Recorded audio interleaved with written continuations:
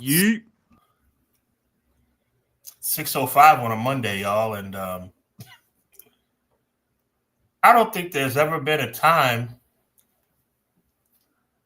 that I've been more happy to be talking about pro wrestling. This is Clash of the Podcast. To my immediate left is the one and only Conrad Cushman, representing the great and profound show we like to call Everything Pro Wrestling. My name is Sean Hubbard, Hubbard Wrestling Weekly. Doesn't really matter. The point is, for the past 18 months, I have been screaming from the mountaintops about one wrestler.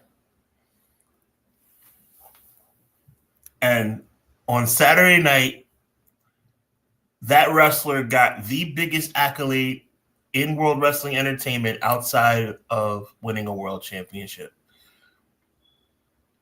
Jey Uso has won. Can't even stop smiling, bro.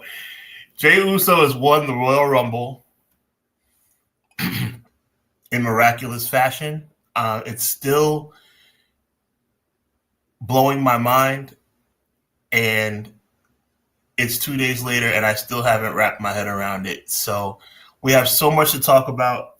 I'm not going to let this opening monologue go any longer because we have, like I said, so much to talk about. So, Conrad, my brother, please do me a favor and drop that thing.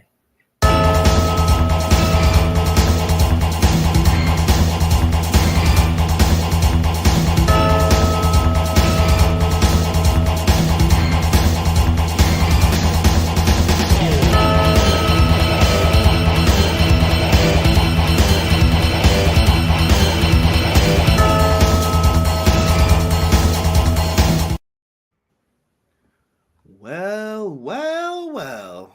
Another familiar episode. This is our Royal Rumble review episode. So when people are looking at this one later on in the books and they're like, what? This isn't a Royal Rumble review. Oh, yes, it is. But this is also where WrestleMania 41 begins to take shape. I'm looking forward to this. Let's jump right into the comment section so we can get into today's episode. First person who jumped to the top with a $2 super chat, our good friend Joel, says, "Happy Monday. Curious for your thoughts on the Royal Rumble." You're in the right place for that, sir. Thank you for that. We appreciate you. Joel, we appreciate you, man. Clown 13Z 4 Tweezy in the building. I can't stop smiling. Afternoon, everyone. I like to think of Royal Rumble as Christmas for wrestling fans, with all the surprises. For the most part, we got close. But Jay was like opening up that Nintendo in 1986. Oh man, I love that analogy.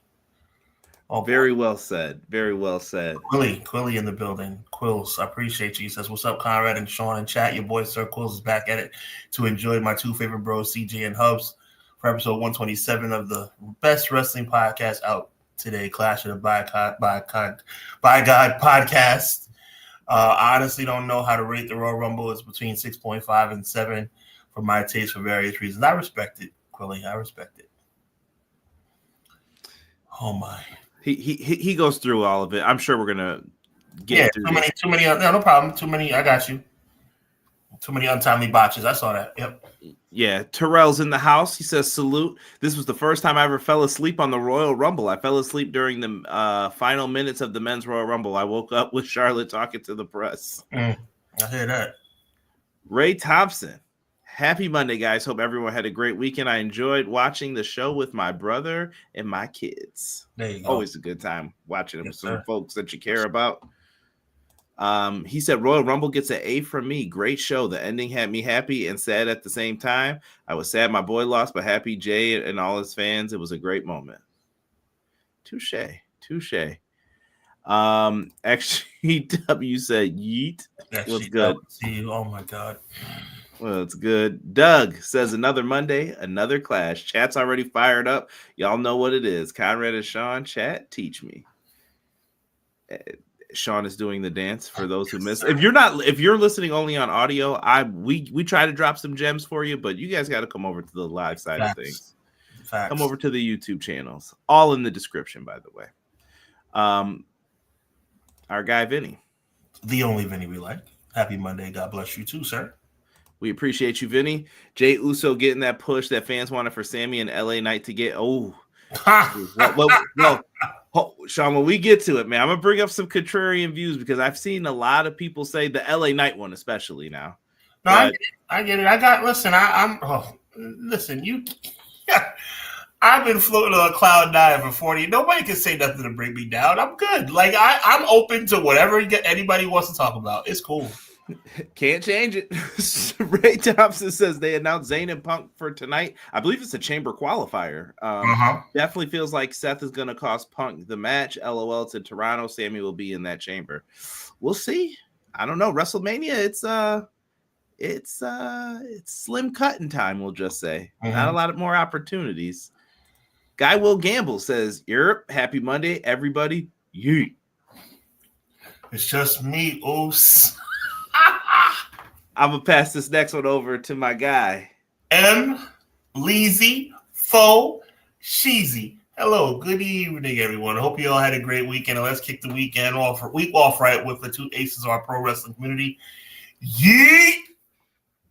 I love it, Matt. Appreciate you, brother. Thank you for all the retweets and everything else. I did just tag people in the X post today. If you guys don't want that, just send me a message. Sean, you have no choice. But everyone else, if you don't like that, let me know. Let me know. Sean also put up a wonderful post way before I did, but we kind of tag team this and we try not to annoy you with our stuff, but we also want you to know it's there. Try not to beat people in the head. Exactly.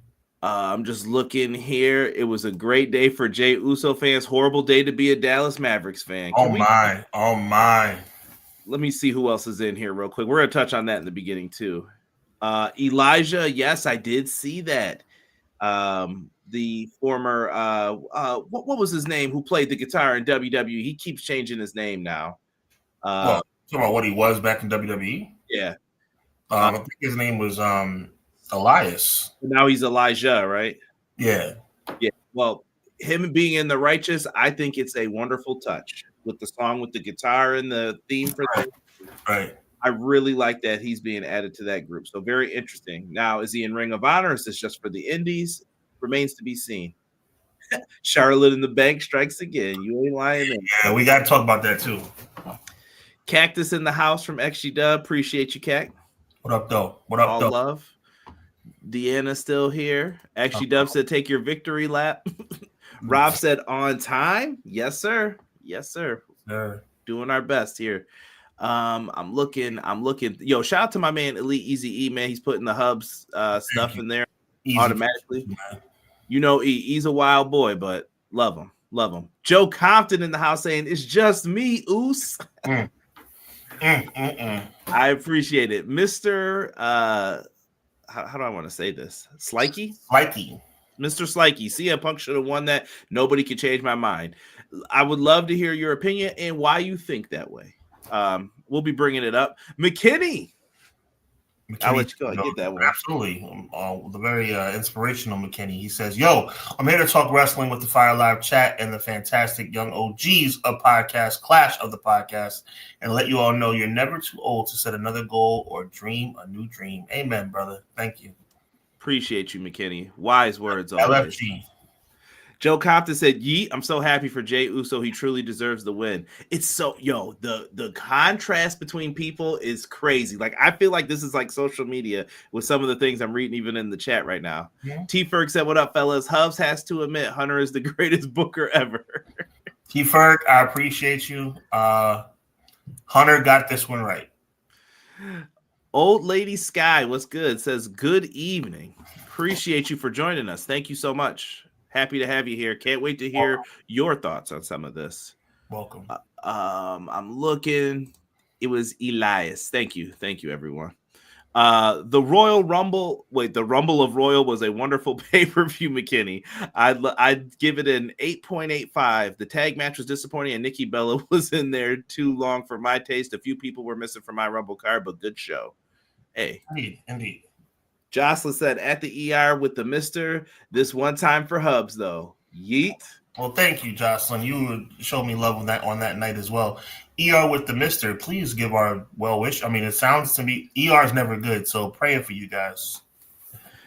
Yeah, all hope for the best, Jocelyn. I hope your city also got a lot of money for the event because you're owed 2 more, I still believe, for pro wrestling. But I hope the Mister's recovering. Give him our best and a shout out from us. Yes, please.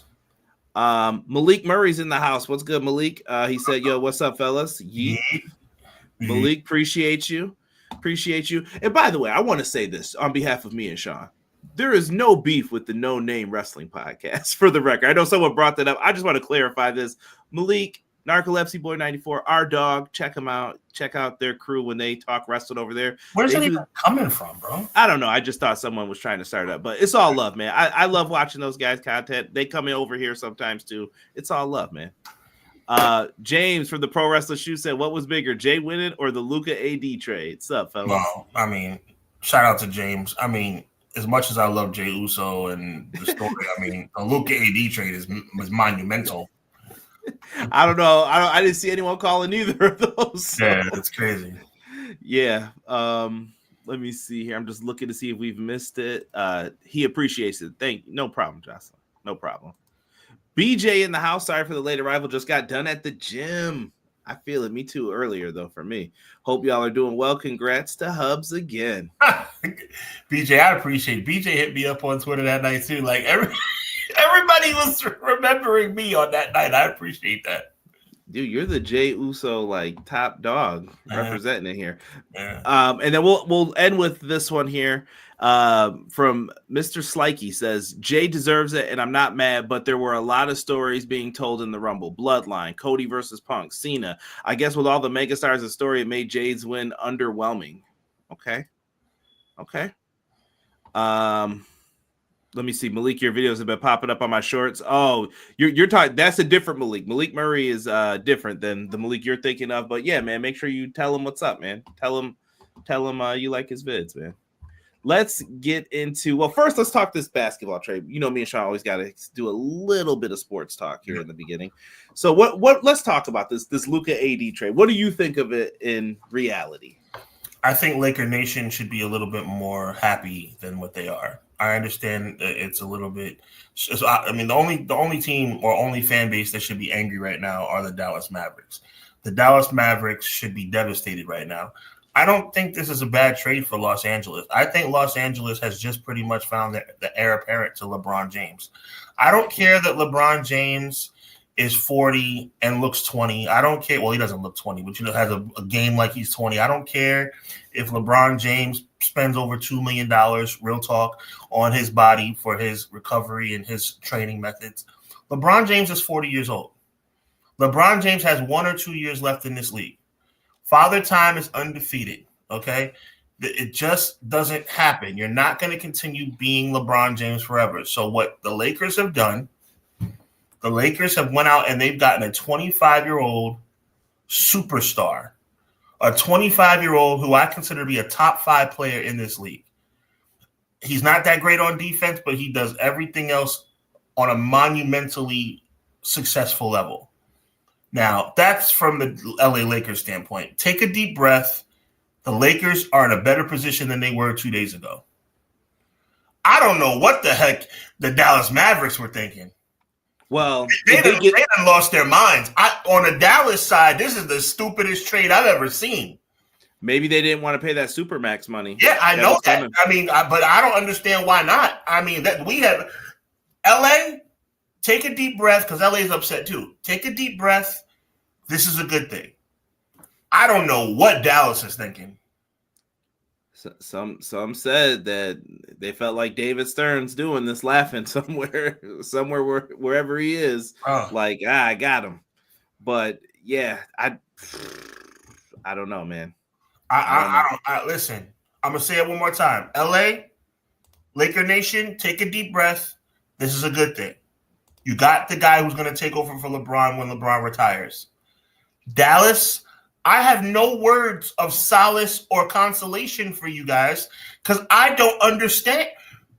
you can't say that you don't want to pay him max money. You're right about the reports you heard, Conrad. I'm talking about Dallas brass. You can't say you don't want to pay him max money because he's a max player. If there ever was a max player, it'd be Luka Doncic. That's it. I mean, he's the pure definition of a super max player.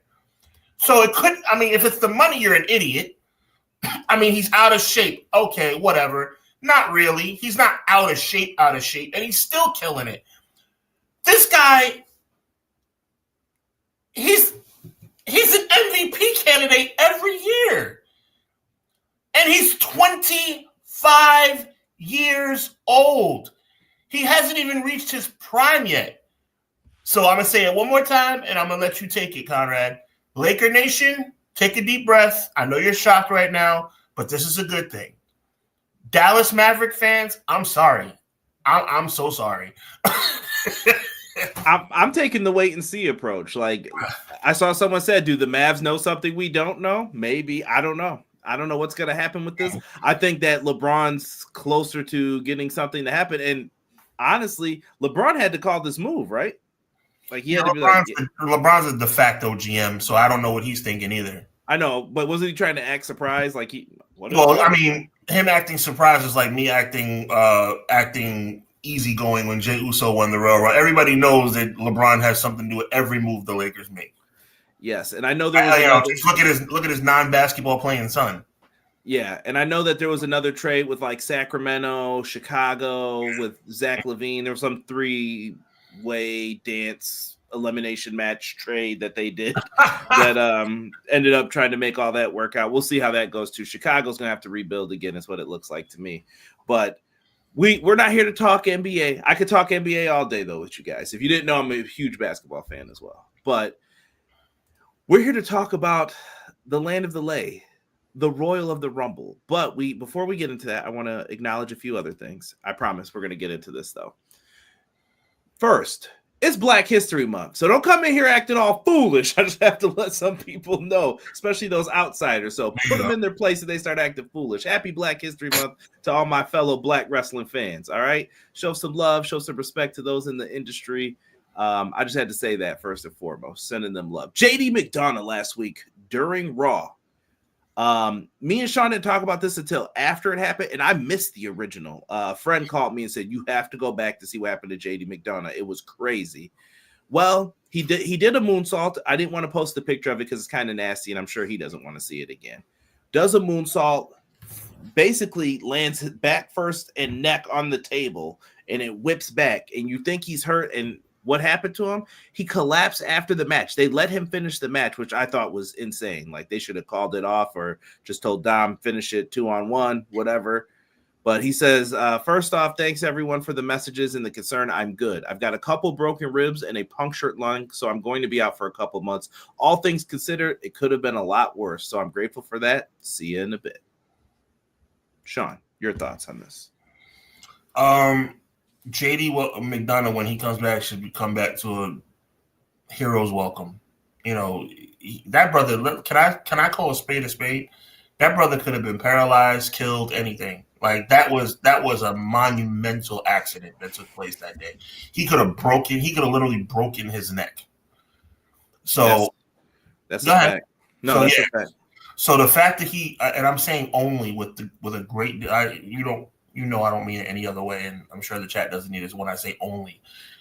The fact that he only had broken ribs and a punctured lung is a blessing because that brother could have not walked ever again. So if he comes back to pro wrestling, which I think he should definitely think about, think long and hard, make sure you're able to come back, make sure you're cleared, make sure there's no issues.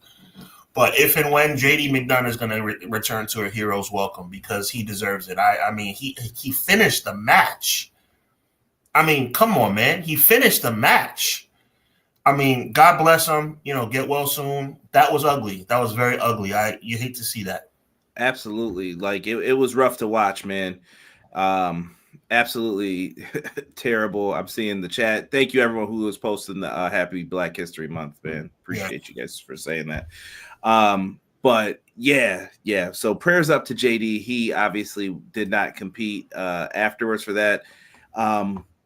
Let's get into this show for the Royal Rumble, man. This show was huge for the city of Indianapolis. Like, they had a big show on their hands. I don't know what the final attendance figure was, because someone said 70 plus later, but then it showed a different number underneath them, and they quickly removed that. 65, and they took it off their screen. It was weird. Yeah, I don't know. I don't care. Comps, whatever. The building was full. The people look like they had fun. They look like they enjoyed the show. I can't really be too upset with it. Other than that, Sean, let's get right into it, man. Stephanie McMahon came out in the beginning.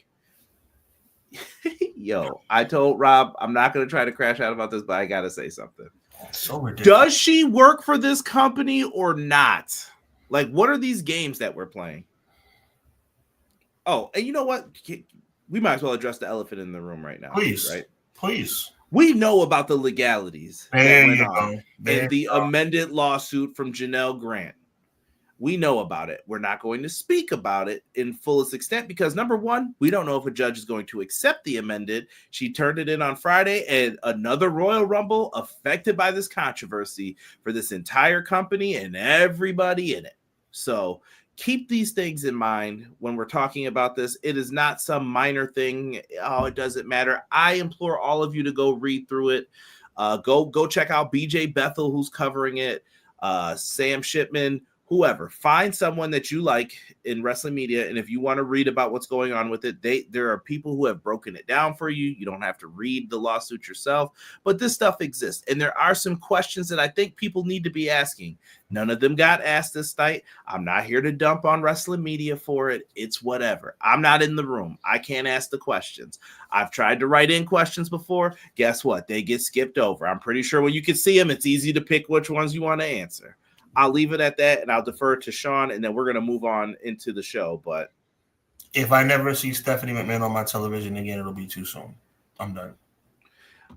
Yeah, so she's got some new reality show coming out, and I question the motives of some of the other parts of this. Triple H was... There's a slimy element to her. It's like, I can't put my finger on it, but it just resonates like sneakiness and I don't know. It's just I can't put my finger on it. There's just something about that lady that I just don't like, and it's not to be nasty or mean or anything. It's just there's a level of weirdness that comes when she's on my TV screen. You know what I mean? Like, it's just a level of weirdness. You know the connectivity that this family has. Right. Go back to the 90s with the whole Zahorian trial. If you look up some of the things that have been published about that, I've read it, you've read it. This family knew stuff before it hit, before other people knew. They are well connected. Don't think that certain things just happened by mistake on these days for both of them. New show announced. This was announced. I'm just saying, maybe Triple H didn't know about this. I'm not saying he did for sure, but that Stephanie had to have known. She says she didn't know either. Okay, you just happened to be there at the place you don't work at that time. Right. And I want to say something too, because I feel like it's important to go on the record and say certain things. I was a massive Stephanie McMahon fan in the 2000s. And I really enjoyed her character. I thought it evolved very well. Do me a favor, just take that off the screen for me, bro. I appreciate how wonderful a producer you are. Look, I don't know Stephanie McMahon. I don't know the McMahons personally. And I'm not going to ever talk bad about someone's family. And chat, if you feel me, you feel me. If you don't, you don't. Conrad, if you feel me, you feel me. You don't, you don't. There's just something about her that really reminds me of you know who, you know? I don't get that energy when I see Shane. Like, when Shane comes out, I just don't feel, and who knows, maybe Shane is worse. I don't know. I have no proof to what I'm saying. I'm just simply saying that the energy I feel, and this is real life, y'all. This has nothing to do with wrestling. The energy I feel when she's on my screen compared to her brother, it just feels different.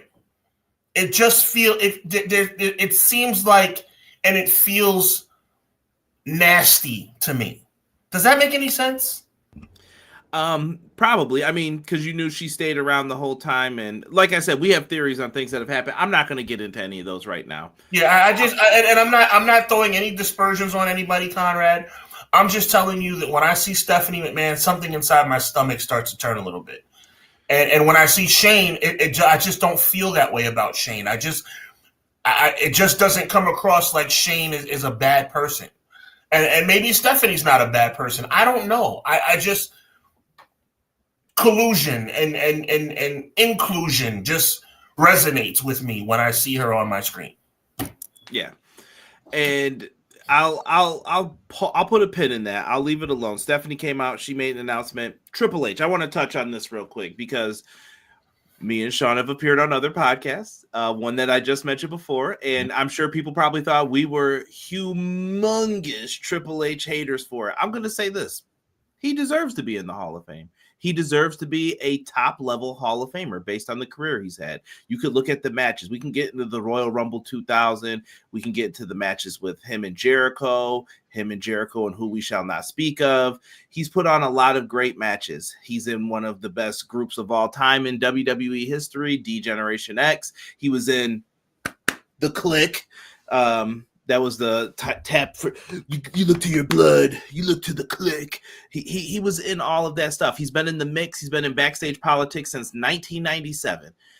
Me and Sean have always tried to be fair with him. You take the good with the bad, but I'm going to say congratulations to Triple H on getting in the Hall of Fame. I hope he gets to enjoy it and actually say what he wants in the speech because he's got a big show to plan as well. Not easy for him, but I just wanted to give him his props, and I'll leave it at that for now. I respect Paul Triple H Levesque as a professional wrestler.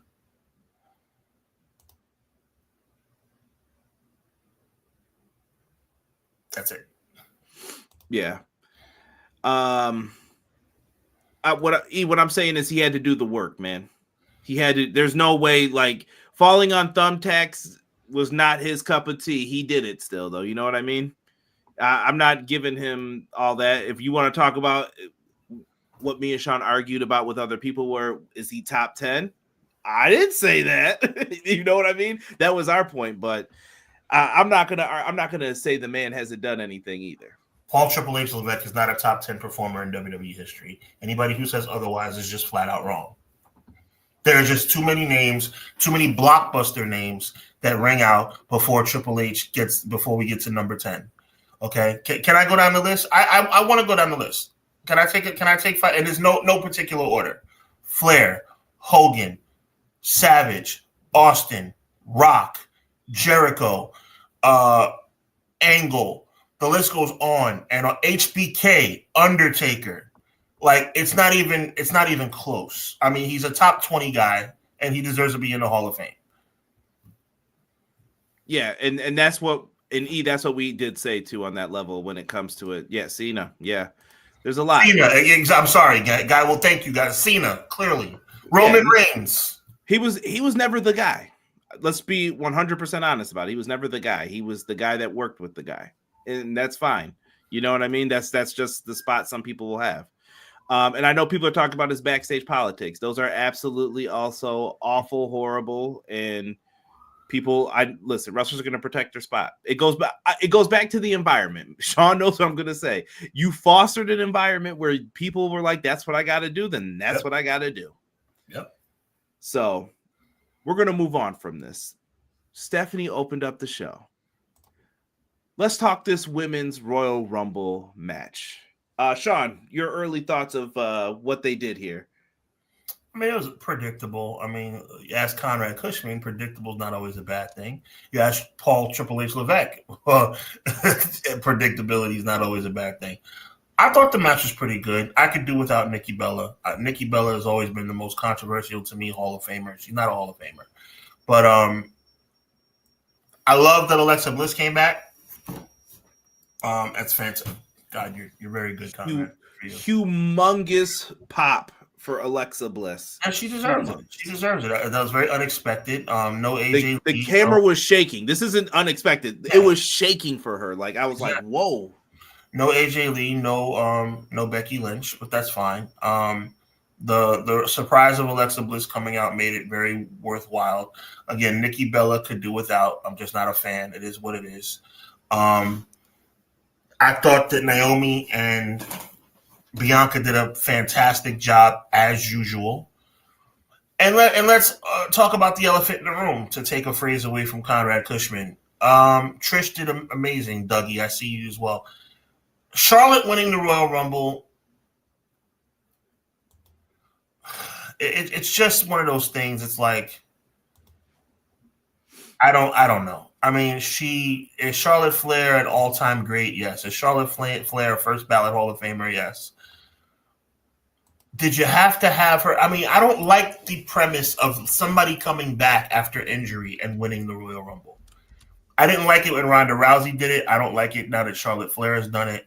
I'm not hating. I'm not throwing shade. I mean, Charlotte Flair is an all-time great, and we all do want to see Tiffany Stratton versus Charlotte at WrestleMania, but I just don't know, man. I just don't know. But all in all, I think it was a very good outing for the ladies. I think they represented, and I'm looking forward to what they do in the future.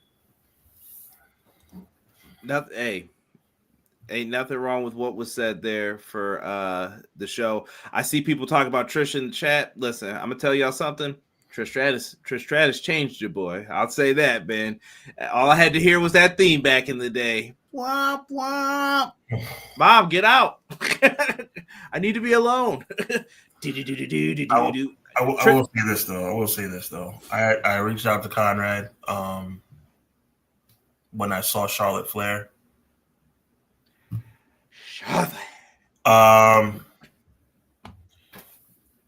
Charlotte Flair has no No, we're not doing this. We're not doing. Put that hand down too. Visualization. Put that hand down right now. Look at me. We're not doing that. I'll leave it. Out of respect for my tag team partner Conrad, I will leave it alone. It's just baffling. Like, it's just nothingness. Y'all already know. Cut it out right now. It was just like, I was so upset. I was like, what is going on here? All right, let's move on.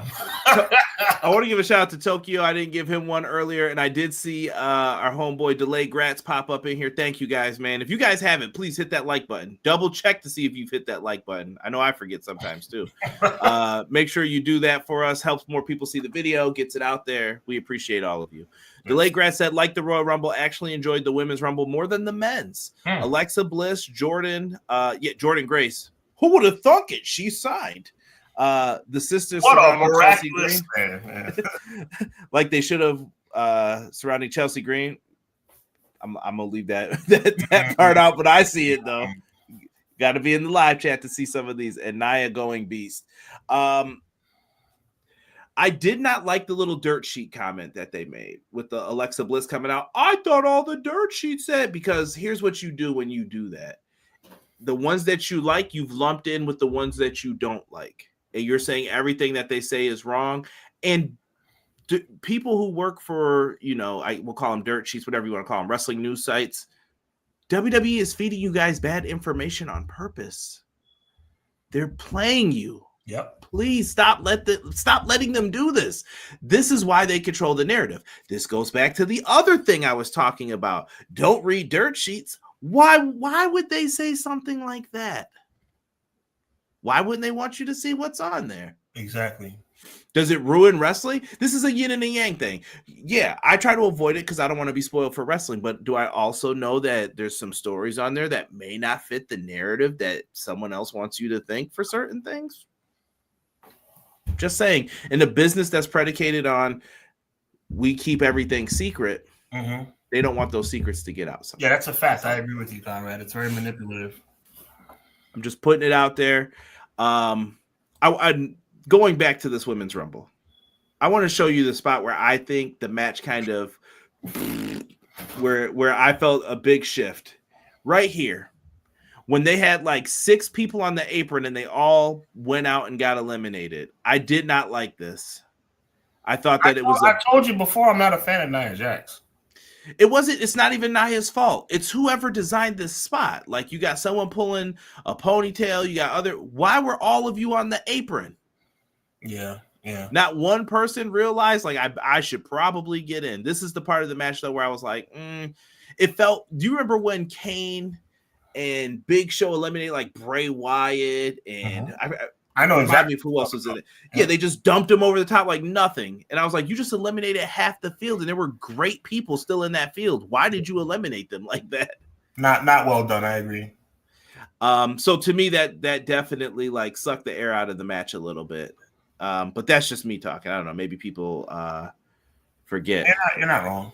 Big shout out to Jada Parker too. Lord have mercy. Right. Jocelyn said, I forgot. I have on your shirt, Hubs. The nurse went to Dynamite here. Felt good talking a little wrestling with someone.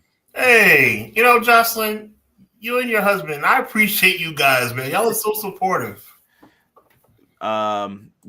Mr. Slikey says, now I feel stupid that I thought AJ Lee was going to be 30. Do not feel stupid, sir. We all predicted that with Pro Wrestling Shoot, man. They're going to be live tomorrow at 8 p.m. Eastern Standard Time. Make sure you check them out. Talk a little WWE 2K25. But we said it too on Hubbard Wrestling Weekly. We had a special edition of Clash. We did a little preview and predictions, and we were in there laughing it up, yucking it up, talking about let's light it up. Ready to go crazy. It didn't happen. Io or Bianca should have won. As soon as I heard Io come out at 1, I knew it was cooked, bro. Malik, Jada Parker is a problem. Yo, my girl likes Jada Parker, bro. My fiance was like, yo, that girl is serious. Like, you know what it is, though? You know what it is? Like, obviously, there's been very attractive women in the world of wrestling. I'm not trying to objectify women. I got respect for women. But you know what I love? It's a different type of woman that's starting to make their way to the front stage. You know what I'm saying? It's like, it's not all like fitness models and, you know what I'm saying? I'm being real serious right now. It's not all, it's like the around the way girl that you would fall in love with in high school is now on WWE. I love that. Love is real. That's all I'm gonna say. I see some people in the chat love a lot of things right now. So Jada Parker's I'm a very faithful man. I love my girl, but Jada Parker's a problem. Miss Parker. It's always a Miss Parker, isn't it? Mm-hmm. Charlotte got the pyro, the intro, slow walk to the ring. Everyone knew tonight she was a winner. I'm telling you, like, I just had that feeling too. That the only thing that would have stopped me was what Sean said on his show. The idea of Becky coming out, maybe then I would have been like, maybe they'll do that. Just because even with Bianca, you know what she's into right now. Like that storyline is going to be her next couple months. So. Yeah, unbelievable. Malik Murray says, I feel like if Charlotte would not win so many titles, I feel like she would not be hated and pushed down the throats, in my opinion. Someone's offering them to her, though. You going to say no to that? You going to say no if they're like, you want the belt? More money? No, I'm taking it. Taking it. Right. Delay Grants, appreciate you. Said that I was speaking facts. WWE feeds false stories, AEW stories. It's the job of their PR and media team. Yeah. That is true.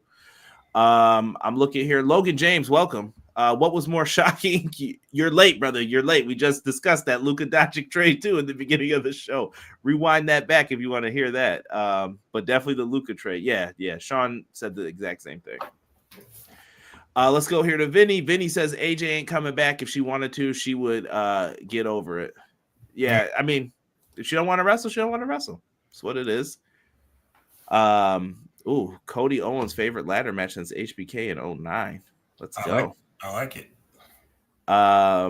Yeah, Charlotte walked to the ring slower than two Randy or Undertaker WrestleMania entrance. Yeah, and shout out to Roxanne Perez, man. Roxanne Perez got a lot of the time. I thought Nia played the monster role well for what she came in and did. They might have gave her a little too much, but she ended up getting dumped.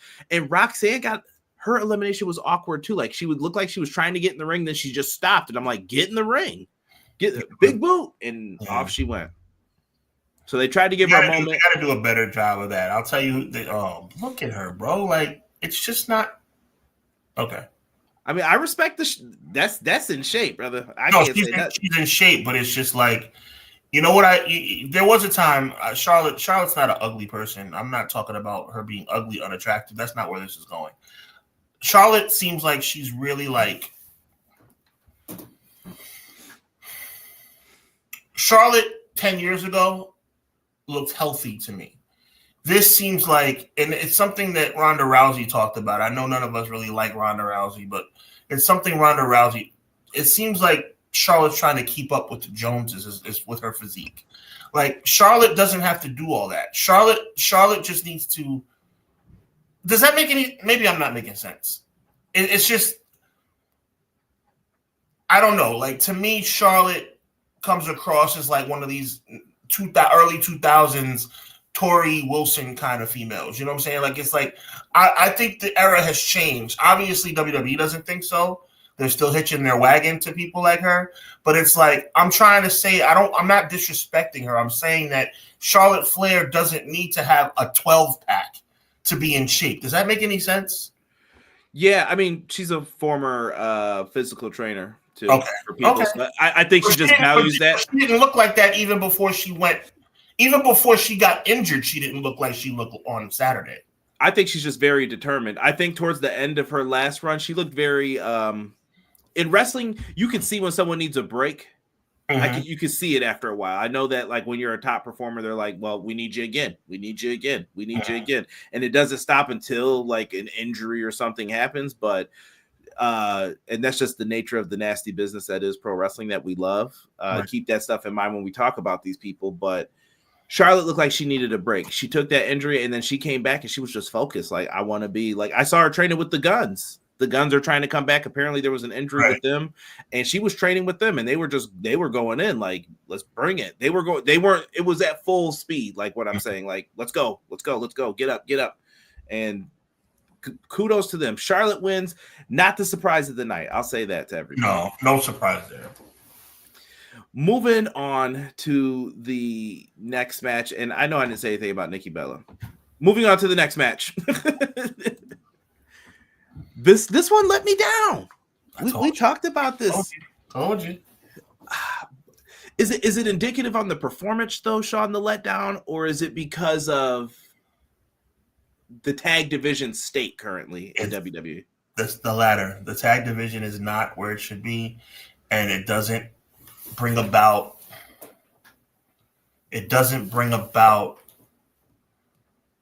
the reaction that you would want from the fans for a tag team championship match. It wasn't on that par. And it's a shame because they're two of the greatest tag teams of all time. But WWE fans, I don't think, are equipped to be excited about tag team wrestling in 2025 because of the way it's been presented previously. Has WWE presented the tag team division in a favorable manner? Not really.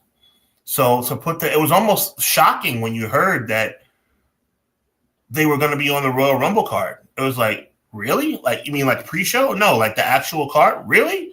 That's how off the wall and how almost irrelevant the tag team championship division has been over the last couple of years. Yeah, it's a problem. It's a problem. I thought they were going to. It's to the point now, Conrad, to steal something from you. It's to the point now where unless there's a ladder and 3 teams or 4 teams in the ring, nobody cares. You had something here though, and maybe timing is a factor too, because we've seen DIY do it before in these 2 out of 3. Go back to DIY versus FTR. You've seen Motor City Machine Guns do it time and time again. Beer Money, name a tag team from anywhere, in TNA, you could say wherever. They've done it. Like, these guys know how to wrestle. I just think it could have been time. It could have been a lot of stuff, man. And this match, they also they did some things that was like, it's definitely a choice what you did here. And I'm just pulling up some of the highlights from the match.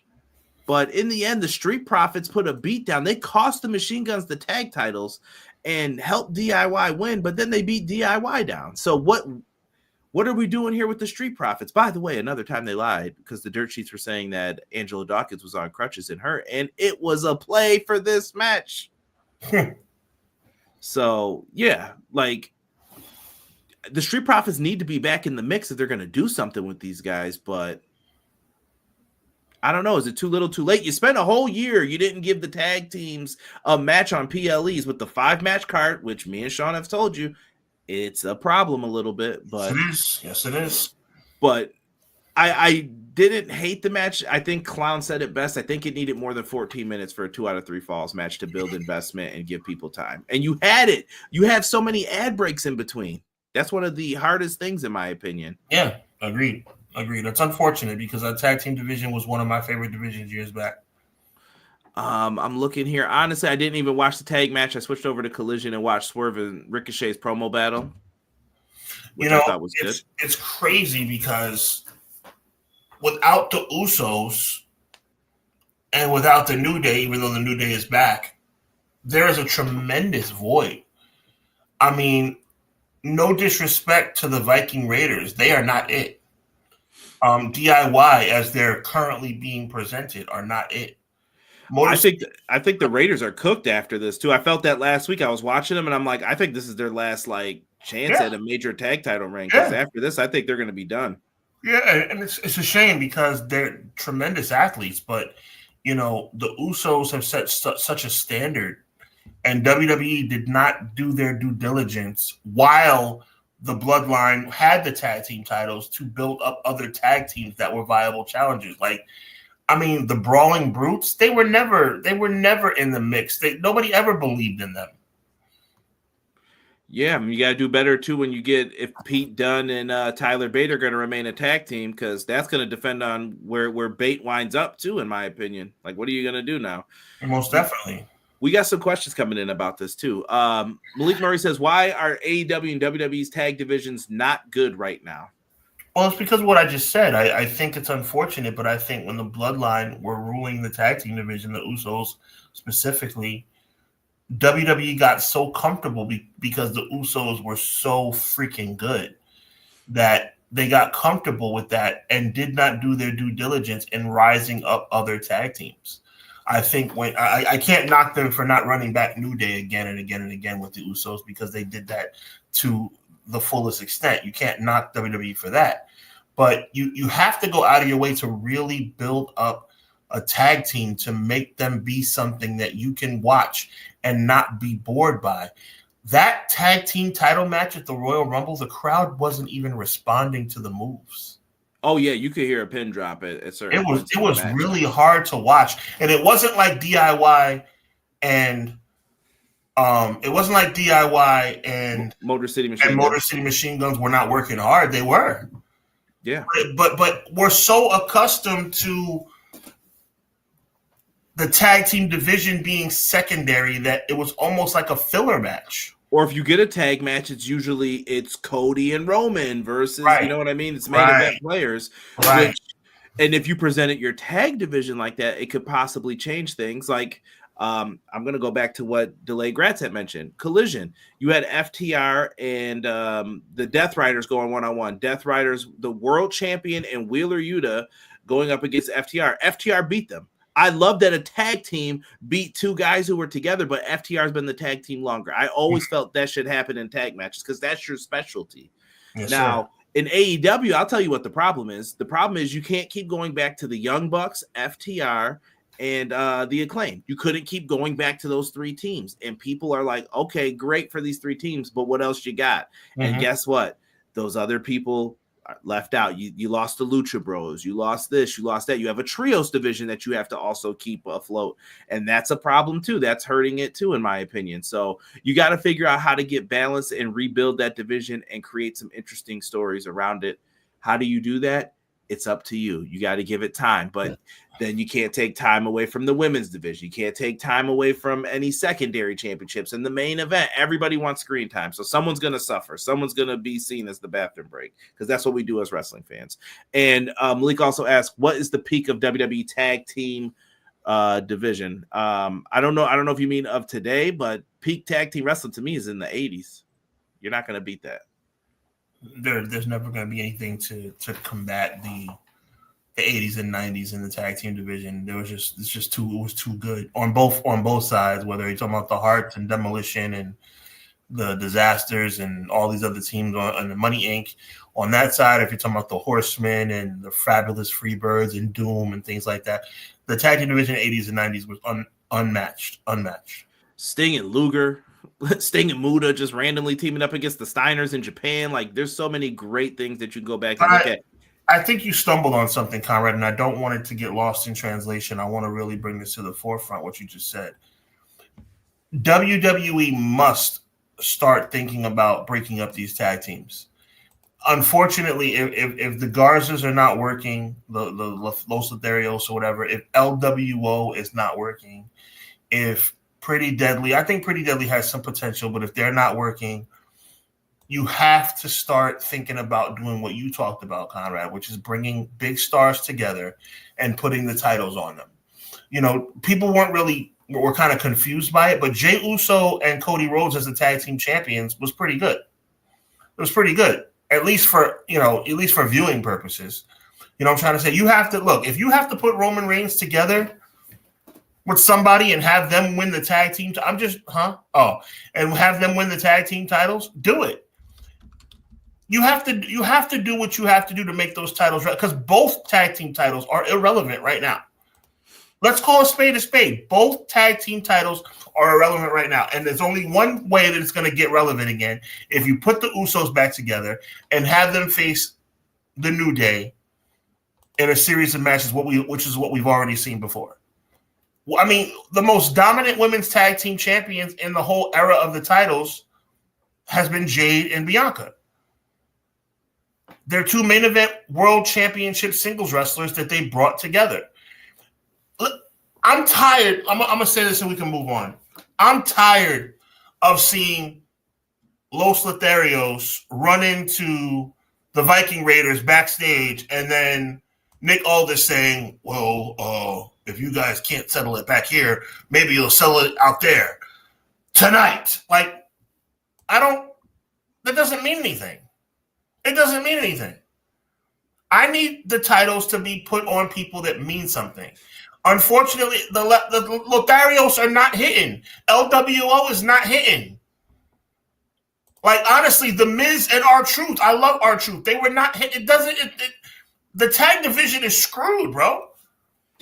Yeah, you're going to have to make it feel important. Them Saturday night's main event with the tag titles one time. Let them know, like, no, this is going to get some time. We're going to do something with it. But we digress. The tag division, it needs some work. I wasn't mad at the teams at this. I'm kind of just like, we got to get this focused and back on track so people will be ready to believe. Ladder match was up next. 2 world championships, one from my childhood and one from the modern day. Cody Rhodes, Kevin Owens. This was a brutal ladder match, I thought. I thought it was a very, like, they took a lot of spots where it was like, oh, goodness. But that's Kevin Owens. That's his MO.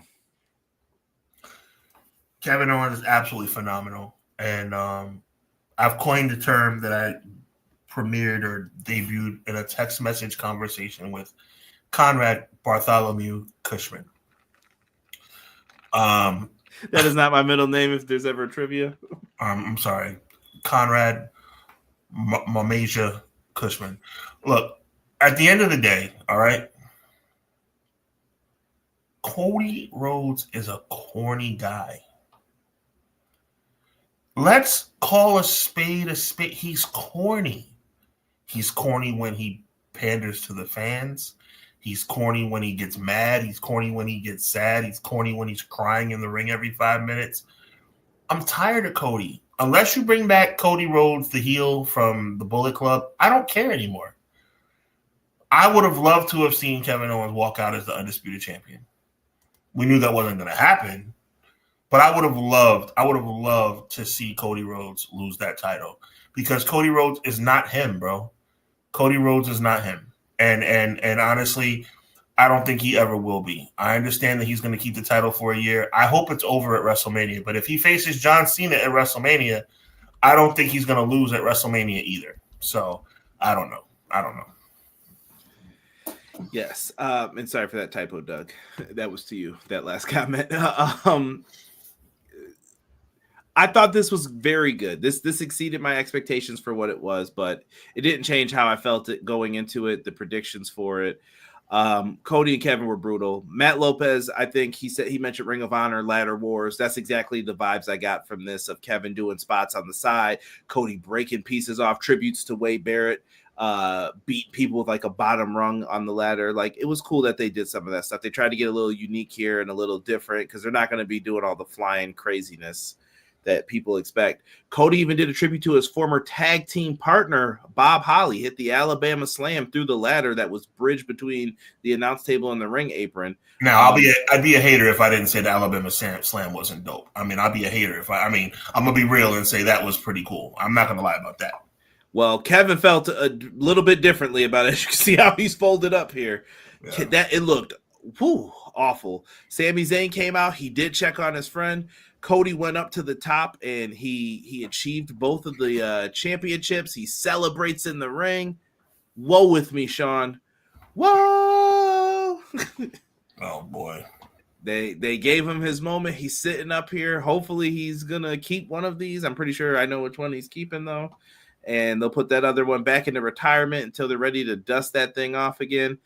And I got heel vibes from this, Sean. I want your thoughts on this image here. That's Kevin bleeding. Why is this a conquering face, or he looked a little heelish? I thought here. This is him acting mad, like I said, Cody. That's why. By the way, you deserve a little bit more clarification on my text message as well. When I called him corny Cody, it's that right there. He's so lovable with the babies and the women that when he gets mad, it's like, you ever see somebody get mad and it's like you're acting mad. Look how mad you are. But no, I'm really mad right now, Conrad. I know you're saying you're mad, but like, you're not really mad. I don't believe Cody Rhodes when he's mad, because Cody Rhodes has been so lovey and dovey and kissing babies and hugging grandmas that how can you believe him and take him seriously? I don't care if he beat the crap out of Kevin Owens. So he's not somebody that I respect on that level. I'm talking about from a character standpoint. I don't respect Cody Rhodes, the character, as the WWE champion. When Cody Rhodes gets angry and serious, I don't sense the character being someone that I would be like, yo, I'm going to hitch my wagon to this guy as somebody that's going to beat the crap out of somebody. It doesn't resonate with me. It doesn't. I like Cody Rhodes. It's dwindling. It's dwindling. I respect Cody Rhodes. I'll always respect Cody Rhodes. But there's something missing when it comes to this championship reign. I don't get excited when he comes out. The reactions are pretty much just babies and women, similar to John Cena. Not now. I'm talking about back in the day, John Cena. And because everybody loves John Cena now because he's on a farewell tour. I just want Cody Rhodes to change. I want Cody Rhodes to change. I want Cody Rhodes to you know what, Conrad? Turn on Jey Uso. Just beat the crap out of Jey Uso. Beat the crap out of CM Punk. Do something. Do something. Did you see the promo from the end of Raw last week? I did. What did you think of Cody's promo? Like, he was crying a little bit. Like, I didn't know how to take him. He felt very weird. Like, he was like, oh, what now, Punk? You know what I mean? And then CM Punk laid into him. Like, I know where you're at, your title reign. 300 days. You're starting to realize you don't have any friends anymore because everyone starts to turn on you. That championship is a blessing and a curse. And he kind of went into it. And he was like, that's why, as your friend, I'm going to tell you this. I'm going to stab you in the front. And I was just like, ooh. He said, I'm coming for you, and I'm taking the title from you. And you see how that resonated? That's a perfect example. Did CM Punk have to yell and scream and be upset? And he didn't do that. But every time you see Cody when he gets mad, this is Cody Rhodes.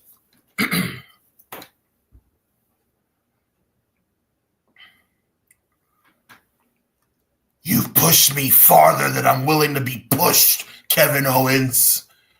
And now you're going to see. You want me to cross lines? You want me to cross lines, Kevin Owens? You've crossed the line. What are you talking about? If you're going to kick his butt, kick his butt. We don't need a narration of the butt kicking. Shut up. We get it. You're angry. You're supposed to be angry. Do your thing. We don't need a narration of your anger. Every time for the past 3 weeks. How many lines has Kevin Owens crossed? If I hear he's crossed the line one more time, it'll be too many. Or better yet, you know what?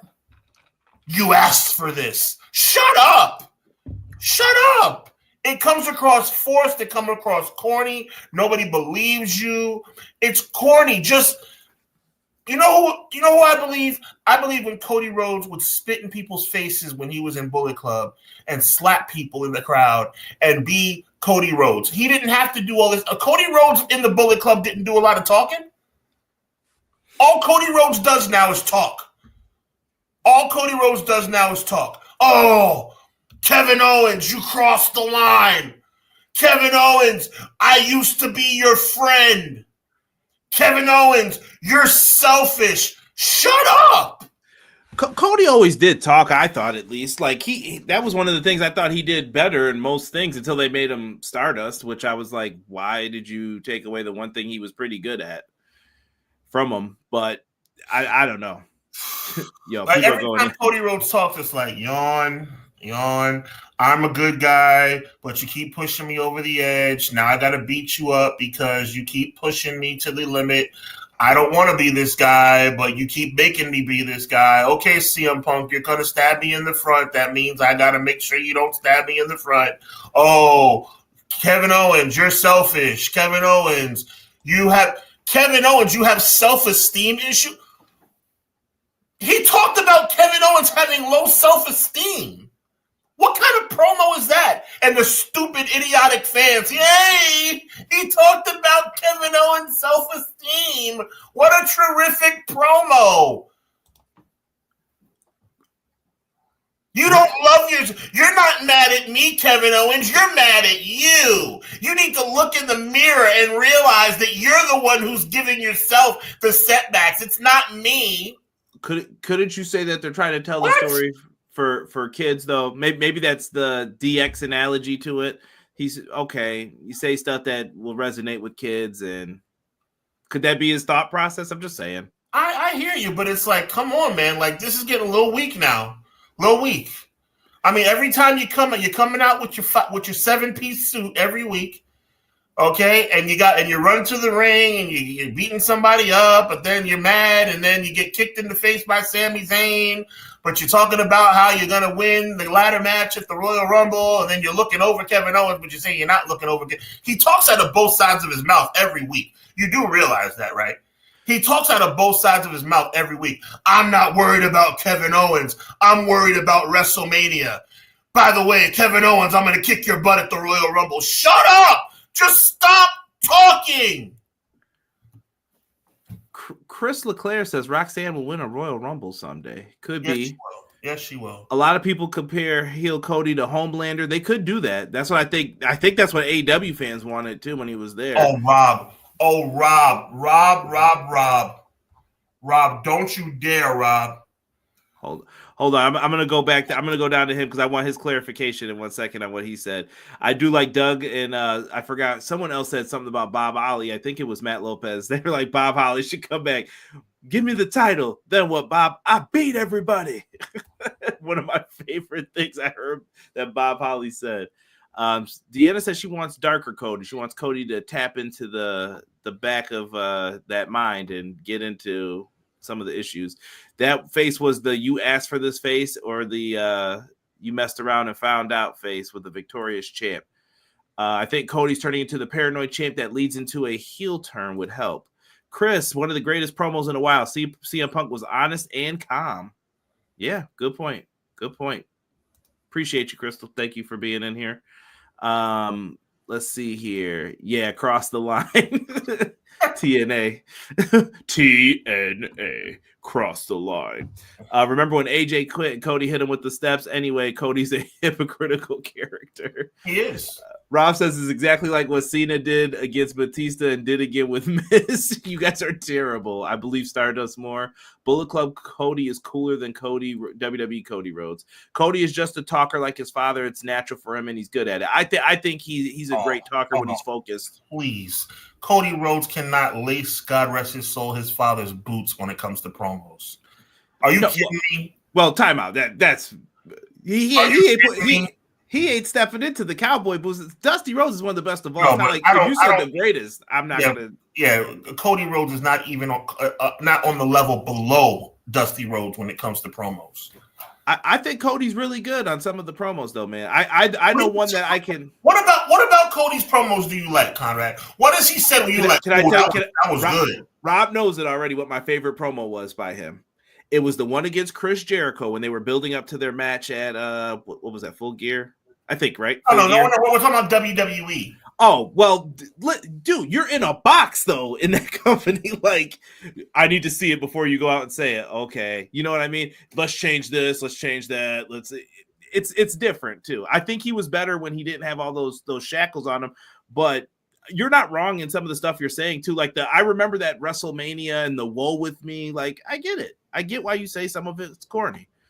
Or like what Jeff Hardy did feuding with Abyss. Hold on. To be fair, if I was 0-41 at the Rumble, I have low self-esteem too. That was good, guy. By the way, that's in reference to Punk cooking Kevin Owens on the SmackDown as well. I got to give Guy Will Gamble. That was pretty good. I'd have low self-esteem too. Cody may be corny, but some say his departure from AEW is the start of their downslide. I don't disagree, but both can be the same. Both can be true. I mean, both can be true. Or like when Triple H awakened Cactus Jack out of Philly, this is the classic back against the wall baby face. You're cherry picking because you don't like Cody. No. Rob, you cannot possibly tell me you're comparing that ridiculous Cody Rhodes promo with one of the most epic evolutions of Mick Foley of all time. That was theater. That was cinema, as the kids like to say. You can't compare the two. I understand where you're coming with the comparison, Rob. I understand where you're going, and theoretically, you're making a lot of sense. But one hit like gangbusters, and one just did not. You cannot compare the two. Michael, I hear you. We just finished wrapping up about Charlotte a little bit ago. Cody's a politician. That's his gimmick. I don't think that's the gimmick. I think it's known. Like I said, I could have had some comments back to who said it before about Cody. T-Ferg. I could have some comments about that, but I'm gonna leave that alone today. I'm gonna be good here. Cody's self-awareness is so off sometimes in promos. Yeah, he brought up that ended racism promo. That's an awful Cody promo, in my opinion. Mm-hmm. Awful. Let's not pretend that Cody's clap back on CM Punk about him chasing wasn't fire. It was good, Kenny. It was good. It was good. That's all everyone ever brings up, though. CM Punk does a main event. You know who Punk held back against? He could have came at Sami Zayn. He could have been like, yeah, you're never going to be world champion. I've been. See ya, bye. And that would have ended that whole promo. See ya, bye. Yeah, have fun. You can make jokes about not main event in WrestleMania. You main event at night one with 3 other people. So have fun. You know what I mean? Like, and listen, that doesn't mean Punk won't be in some 4-way triple threat, things like that. But I'm just saying he should have said something back to Sammy, but he kind of just let it be there. Let it go, right? Cody has been 0 for 8 on real clapbacks to KO. Kevin Owens' character is justified in this. Like, don't get it 100%. From a storyline, again, this is not real life. I'm not talking about Cody Rhodes, the human. I'm not talking about Cody Runnels. Yo, Cody Rhodes, the character, is a complete hypocrite. A complete hypocrite. It makes me sick. He is a Conrad. Look at me. He is a complete hypocrite. Oh my God. Like, you talk about talking out of both sides of your mouth. Kevin Owens is completely justified. By the way, for the record, on Rob's comments too, there were LOLs at the end. So you got to watch Rob. So he says, I agree, Cody is corny right now, but I'm also a fan of his. I'm wary, but I'm a fan.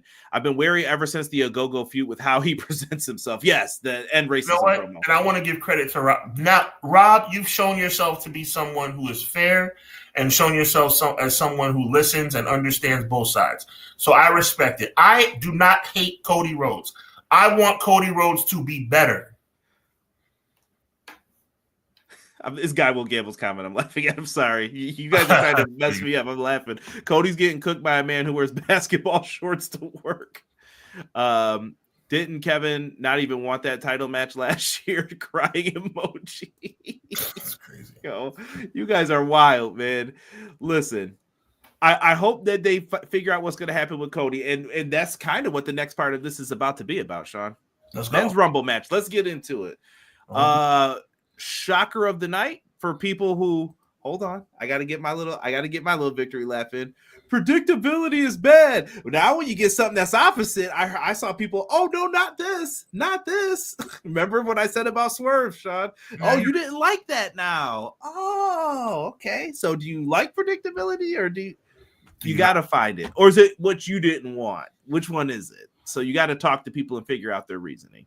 Let's start off, man. Number 1 and 2, they went lucha crazy in the beginning of this bad boy. We had Rey Mysterio and Pentagon. Shout out to Penta. He did have a little mishap on the outside that I have to acknowledge of his feet touching. I saw people calling him Sin Cara 3.0. Y'all cut that out. Cut that out. But yeah, he had some mishaps in there. They tried to do something with him in this. Jacob Fatu and Chad Gable and the homies. I gotta say this. I know Big Jim's in there. Chad Gable, Sheamus, who's that? Andrade in the corner there. Mm-hmm. Yo, Jacob Fatu and Braun Breaker were the first two like beasts in this match. They let them just annihilate people. Cook. Tozawa was supposed to come out at number 8. One of my favorite moments in this match. Tozawa was supposed to come out. Who clubbed him in the head? Carmelo Hayes. By the way, the first people out in the Women's Rumble, B-Fab, first person out in this Rumble, Carmelo Hayes. It's Black History Month, Triple H. It was day 1. You couldn't have booked anyone else to be the first person thrown out. And as soon as he had it, so if you wonder what my post was on X, what I said during Black History Month, really, that was what it was about. Why? Touche. Anyway, I won't even harp on that for too long. Carmelo takes out Tozawa. They gave him a little moment. I show Speed's backstage. I'm streaming at the Royal Rumble. He's back there. Then Triple H goes, Speed, get out there. You're in the Rumble. All right, cool. He goes out. He tries to dump people over. No one's falling for it. And then Otis is over there with Braun Breaker. He dumps him. He's like, I got it. Big Otis goes to the ground. He looks pretty upset. He's happy. Any one of us would be happy, right? Let's do a backflip. He does a backflip. And Braun Breaker starts hitting the ropes. And I'm talking like NXT Braun Breaker hitting the ropes at 100 miles per hour. Sean. He obliterated him. The Giants and the Bills should both be looking at this man for what he did. Yes. He destroyed this. Look at this young man, bro. Right on the back part of his leg there, he's about to lose all that skin when he lands off of that leg. He obliterated him. I mean, that was a massive collision. Like, bro, this is all you needed to see. this is all you saw after it happened. This man went down. Game over. I loved it. It was a great moment. It was unbelievable. Shout out to Speed. Speed, I mean, I don't know if he knew what he was getting when he got that Braun Breaker spear, but like he signed up for it, so salute to him. But that was a spear from the depths of darkness, bro. I loved after when he got interviewed, he's like on crutches and it's like shoes backwards on his foot, and he's just like, "Did it hurt?" Yeah, it hurt. Yeah, it hurt. Yeah, come on. Calling out Mark Henry for next year's Royal Rumble. Oh my goodness! Like, come on, dude. Get more familiar with the product, dude. Mr. Sully said, "First Rumble match, let it slide." I'm trying, man, but they could have did something. Oh, here we go. Come on now, y'all being mean for Penta. Maybe that's who it was for too. That you were talking about. Mello didn't miss on that. No.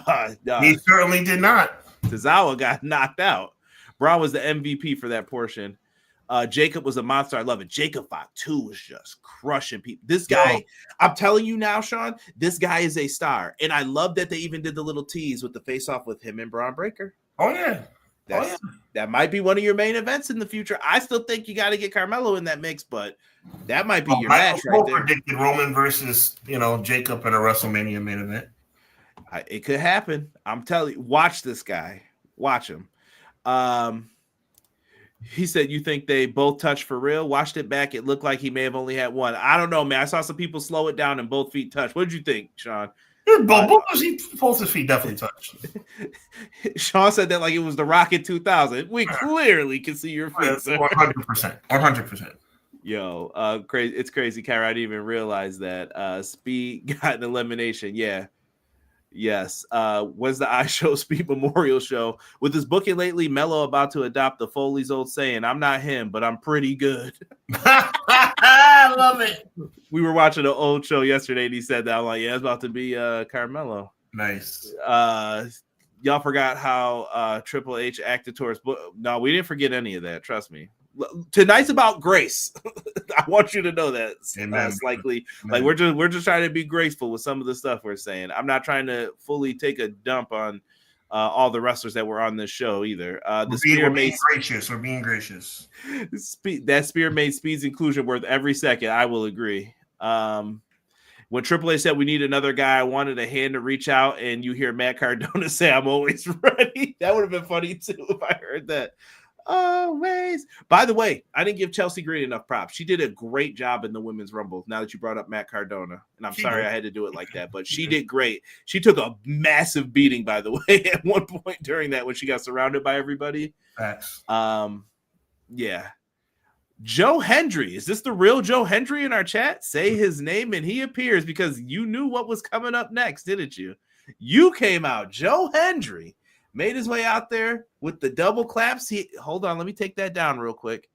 Y'all got to see that TNA title, because that's why they gave it to him. Get out there with it. That's right. London, Paris. Listen, it's crazy right now what ended up happening with him. Joe Hendry went out there. He hit the standing ovation. I believe that's on Miz right there, right? Yeah, Miz. Sorry, Miz. These days it's kind of tough to know. So he hits the standing ovation on him. And after that, the next person who came out was the tribal chief, Roman Reigns. He was playing no games tonight. And, you ready? Nah. You know why I was mad about that one? Welcome to the big leagues, Joe Hendry. Like, they disrespected. I heard. Did you notice? Yeah. Good job, Michael. Welcome to the big leagues, guy. You're here now. And I'm just like, why did you have to say that? Why did you have to say it? You work with TNA.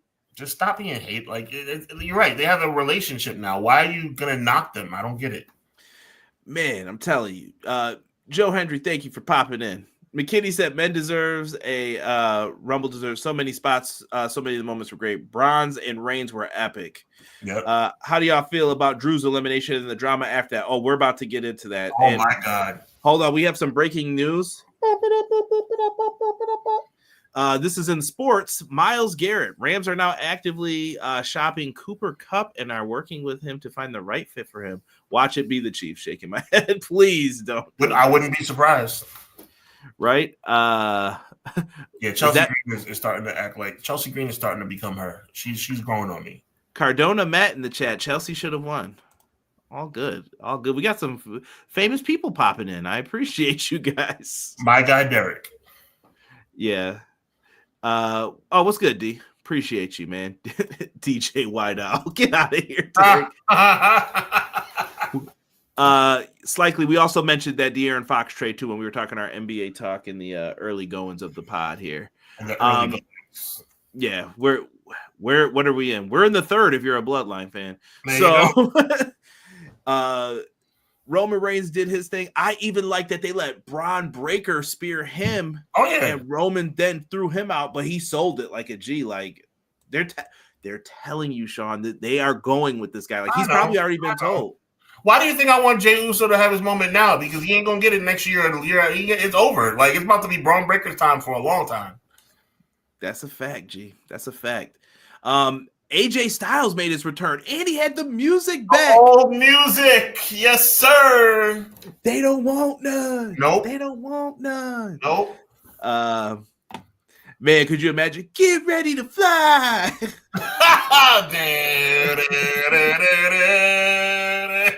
I am.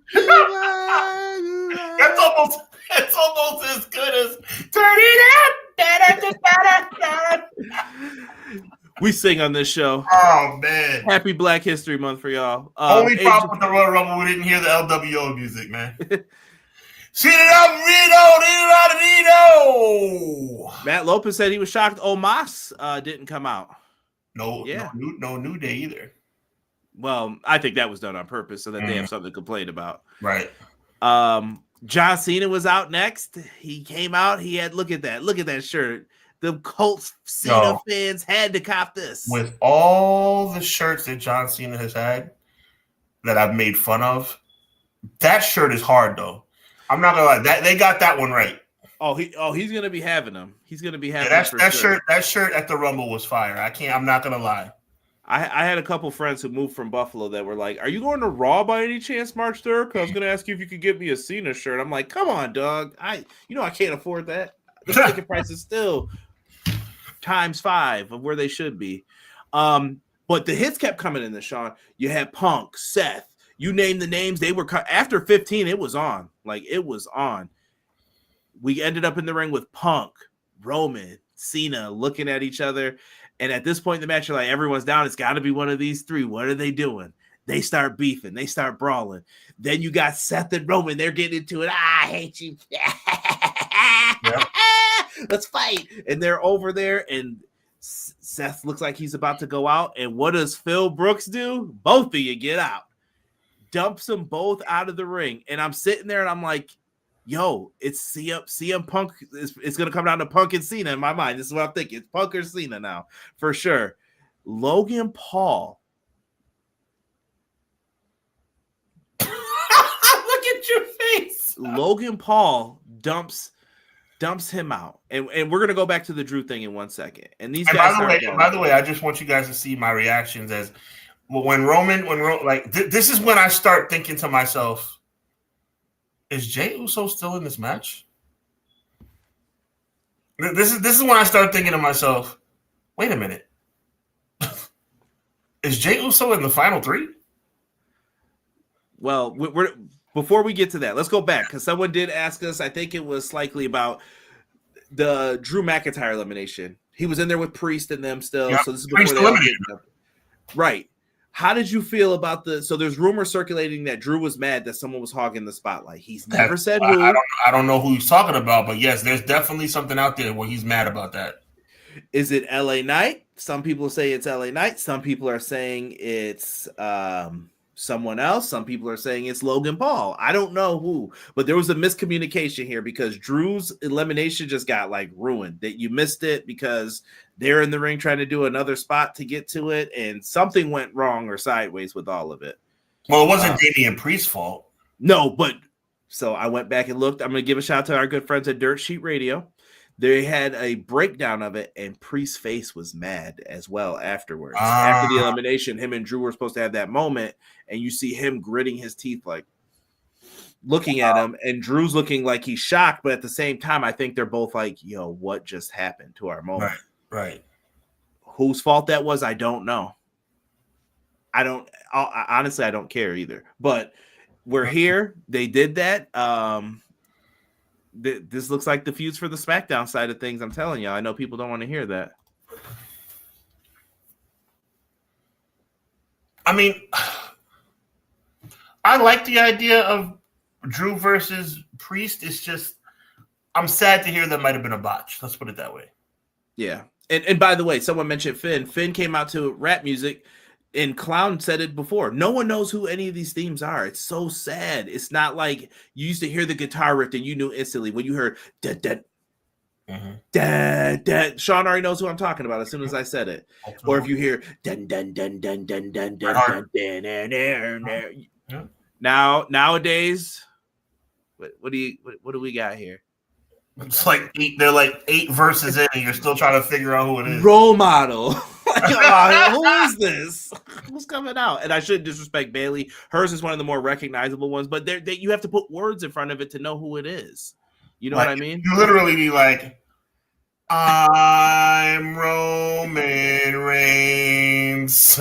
Yo, Doug said, I'm trying to eat. Thank you, Sean, for the laugh. I knew it was coming as soon as you said the LWO. Yeah. No problem, brother. But no, you're right, though. I got you, Dougie. But it's I'm Roman Reigns.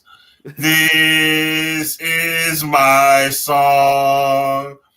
Paul Heyman stands beside me. Or Or better yet, John Cena sucks.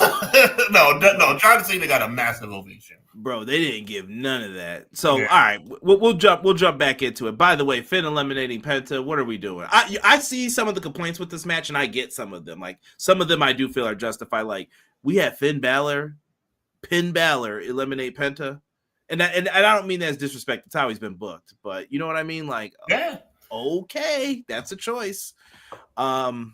Seth Rollins went crazy afterwards on the outside. This is before the double stomp was hit. Yo, he stomped Roman's head with 2 feet like he was in Mario Brothers. You can't do stuff like this, bro. You can't. Yo, big shout out to Paul Heyman. It's like, you're gonna kill him. CM Punk and him go face to face, and Roman was just yelling at Punk, I just tagged with you. Why would you do that? Why would you do that? And then they start beefing, so it turns into like a 3-way fight, man. It was unbelievable. Then Roman's getting up, and he was like, back on the steps, down you go. I don't know where, Sean, do you have an idea of where this is going between these three top names that could have won? It's not going to be a triple threat match because triple threat matches I've always thought are dumb when there's no title on the line. So it's going to be some semblance of one of the 2 of the 3 going at it, and the other one's going to be the odd man out facing somebody else. I mean, look, you got to remember there's other elements to this. Drew McIntyre's an element to this, even though it's probably looking like Damian Priest. Sami Zayn's an element to this. You got to think about that. I personally think it's going to be the long-awaited return of Seth Rollins versus Roman Reigns. I think we're going to get Seth Rollins versus Roman Reigns at WrestleMania. That's what I think. Okay. Because I'm not counting on The Rock. I mean, if The Rock comes back, all bets are off. But I'm not counting on The Rock. Logan Paul also did eliminate AJ Styles. Good point, Matt. Crystal saying that they did say it was LA Knight whose fault it was. CM Punk blasted KO about being beat up by Logan Paul. Now Logan Paul eliminated Punk from his WrestleMania dream. Good point. LA Knight was at fault. Now Drew is supposedly angry that he has a nothing match for WrestleMania. Bro, I don't know what to tell you. People are talking about the music. The rap for them remind me of that rap album they tried. Whose theme is this? Yo, when Damian Priest comes out, his music is All Rise. And then the next line is, in case you don't know who this is, it's Damian Priest. Y'all are bugging. Malik Murray says he thinks it's going to be a 4-way for the WWE title. WWE title. Oh, okay. Wait, so who was the guy who Chad Gable needed help from with the Luchadors? I believe it might be someone who was a former NXT champion, we'll just say. That's just my guess. Does a great spinning back kick. She said, Crystal said, I hate triple threat matches. I have a bad feeling Punk facing Logan Paul. We're going to find out tonight, I think. If you're Seth or Punk, you better hope they face Roman because Roman is main eventing. Oh my goodness, I'm out on that note. So going back into it. So who's left in the ring? Not many, right? We get some eliminations going. John Cena turns into Super Cena. It's Logan Paul, Jey Uso, and John Cena in the final 3. And everyone's like, all right, well, they can't be serious by having Logan Paul go. There's no way Cena's winning this. And Cena's getting them set up. Jay slides off. He was like, super kick for y'all. He super kicks Logan Paul. He falls off. John Cena's like, it's time, baby. I remember how to do this. I remember how to make sure people ain't winning matches. Clothesline over the top. Logan Paul. Gonzo. Then it comes down to the final moments here. John Cena and Jey Uso, they get on the apron, they battle. Cena looks like he can barely walk. Look at them shoes. Look at that indent in that left shoe right there. That's that toe. That toe might be bleeding. Yes, sir. Cena can't hold him. He can't hold him. Jey Uso gets down and pushes Cena off, and John Cena looks like he done pooped the bed. He was like, what just happened? And you hear, it's just me, Uso. And everybody's like, did they really just do this? Yep. Did they really? Like, to me, this is the most shocking moment since like Santino came up, and you thought he might throw out Alberto Del Dipshit for being in that Rumble, bro. I was in shock, bro. They didn't do it with Santino, but Jey Uso they had throw out John Cena, and all I could think about was Sean. I was, as soon as I see him flying, the little feet in the air, I was like, Sean called me. We went crazy for Sean. Sean, it was amazing. What was your feeling at that exact moment? Like, be honest here. I mean, I lost my mind, man. I mean, this is the most invested I've been in a character in WWE since Booker T. You know, I just now I'm still at a loss for words, bro. Like, he deserves this, bro. He deserves this, and I'm so ecstatic that finally this brother gets his just due, man. Like, honestly, like, and then Cena puts him over. Cena gives him the rub after the match. Like, it's like, yo, like Jey Uso's the man now. Like, at least for the next couple months, Jey Uso is the man. And it's like, I've known it this whole time, but I came to the realization that WWE is probably never going to give him the chance. And you just knew that when John Cena did not fall off the ring, when Jey Uso hit him with that super kick, that it was absolutely over. That him dangling his, I believe it was left foot or right foot off the end of the ring and almost falling, that was as close as Jey Uso was going to get. I had a feeling when Jey Uso got picked up for the FU or for the attitude adjustment, I was like, Jey Uso's gonna win. Like, because John Cena, like, you could just see Jey Uso dangling his feet and then like maneuvering himself back into the ring. And I swear, when John Cena fell off the ring after Jey Uso it was like slow motion for me.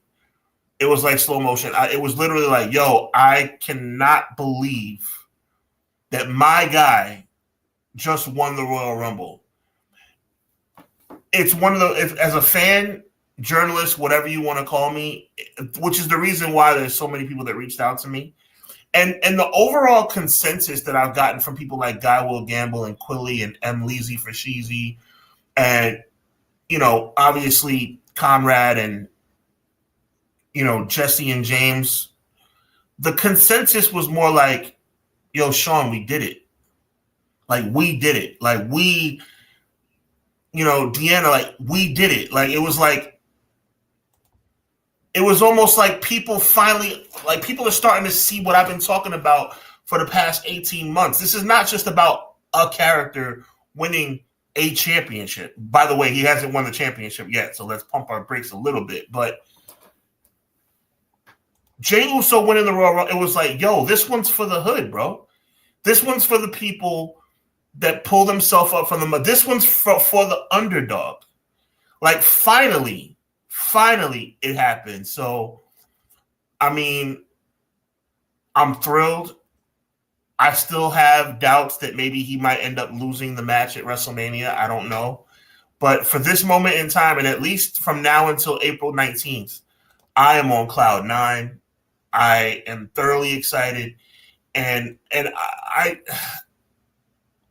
I share in this. Like, I know it kind of sounds corny because it's like, yo, you don't know Jey Uso. Jey Uso doesn't know me.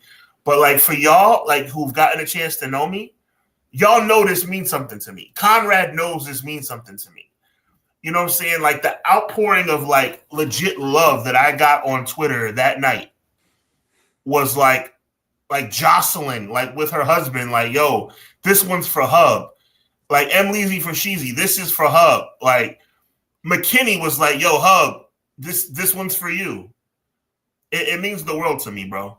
And it brings me back to a time where, like, I finally feel passionate about World Wrestling Entertainment again. No, I'm not jumping on the Triple H bandwagon because for all I know, Jey Uso might lose to Gunther at WrestleMania. I don't know what's going to happen. But on February 1st, 2025, I'm a happy person. Can you at least give Triple H's creative credit though? At this point, I'm not going to give him but so much credit because I mean he made the right decision. I think it's fantastic what he did, but there's been circulating that this has been the plan since December. I don't believe that. I don't believe that Triple H has had in his mind that Jey was going to win the title since the end of last year. I mean, win the Royal Rumble since the end of last year. It could be the case. But that Saturday night's main event match seems more like strategic than now. No, of course to make you not believe that he was gonna win. Like hindsight being 2020, yeah, absolutely. But you know what? Also, hindsight being 2020, there's a very strong possibility that Triple H changed his mind at the last minute and then said that this was the plan the entire time. You know what I'm trying to say?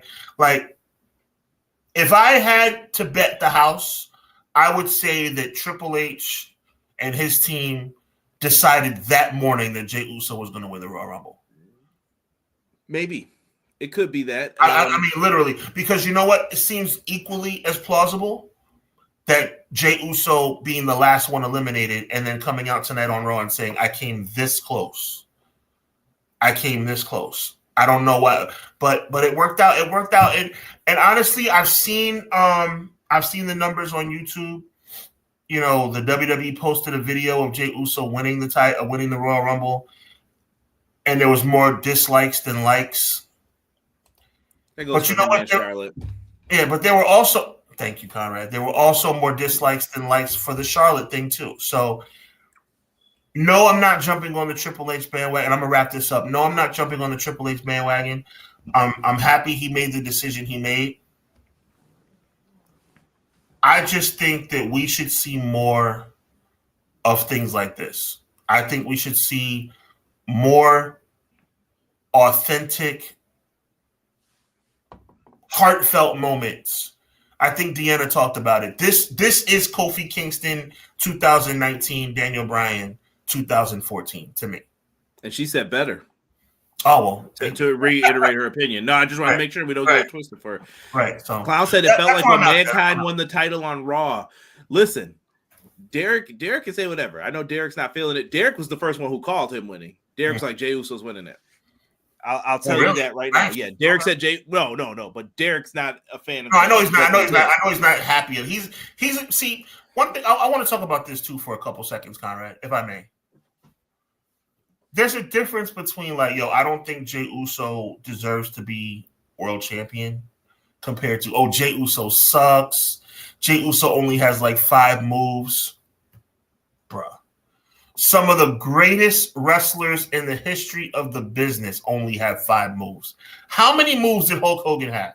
How many moves did John Cena have? He did a drop toe hold in New Japan. Right, that's true. How many moves did they have? Like, just think about it. How many moves does Brock have?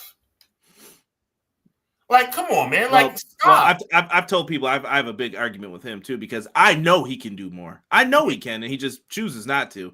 It's how they get down with it. Guy will gamble and all of them. Jay deserves it. Tell him, Vinny. They're going in here. Who wins Money in the Bank? I think it's too early to call right now. Malik Murray, nobody predicted this. I'm not even ready to think about Money in the Bank right now. I'm worried about the Chamber at this point. E said they listened to the fans. Yeah. Like I said, I think, Sean, you got 2 things that you've wanted from Jey Uso in less than a 365-day calendar cycle in pro wrestling. I'm going to play alternate critic, though. I do understand some people's complaint. I know some people are like, it's because it wasn't what you wanted, blah, blah, blah.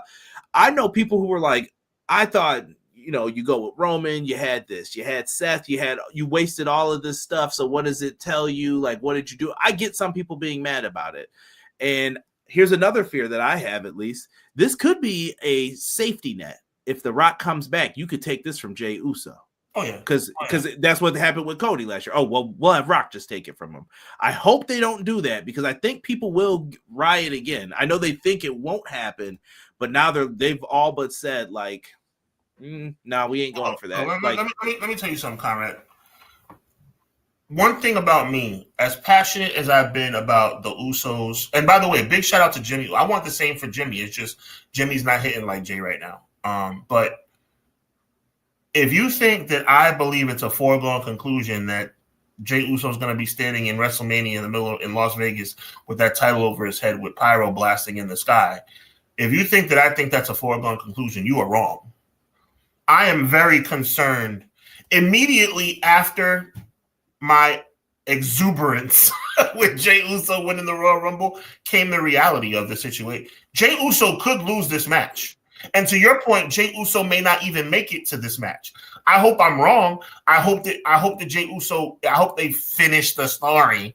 But there's a chance he may not. It may not be. I mean, you never know. They could pull that bullshiggity lever at any time, as I like to call it. Here it comes. But I will say this though, Jey Uso they can never take away from him that he won the Royal Rumble. Right. You talk about being a person who loves resumes. Yeah. There it is for you. Exactly.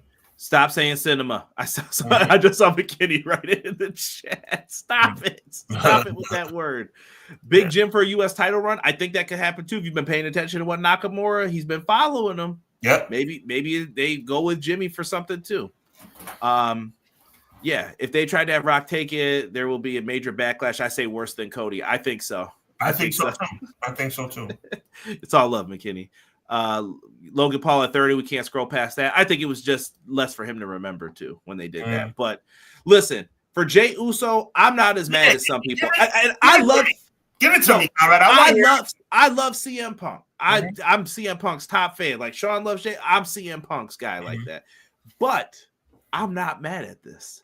CM Punk is gonna be fine. That's because I know that. I'm good. Roman Reigns will be fine. Seth Rollins is gonna be fine. They're gonna eat tomorrow. Trust me. Jey Uso, this is like, yo, this is what he's gonna tell his kids about. Like when his son was in the ring with him, I thought that was the coolest thing that he got to experience. His son's older now, and it was like, man, look at this. My dad's almost in his 40s. Or I don't know how old Jey Uso is. Jey Uso's 39 years old. Well, he's around our age. You know what I mean? And it's like, yo, this dude's hitting the peak of his career right now. Like, could you imagine? Did anyone ever think when they were out there doing the stuff with Tamina and the hearts with Natalia? Well, that was when they started getting raw. But they didn't have any of that. Like, and look at them now. Like, that just shows, yo, if you do the work, something could happen for you. And that's what we love about pro wrestling. This is the underdog story. This is why I love Sami Zayn. It's the underdog story. Sami Zayn, leftover. You know what I mean? Like, am I ever going to get that world title? It's there. But Jey Uso has the chance to do something great here. So I like what they did. We know Royal Rumble weekend. We got the mug shots. We got everything. How do you grade this at the end? I don't know.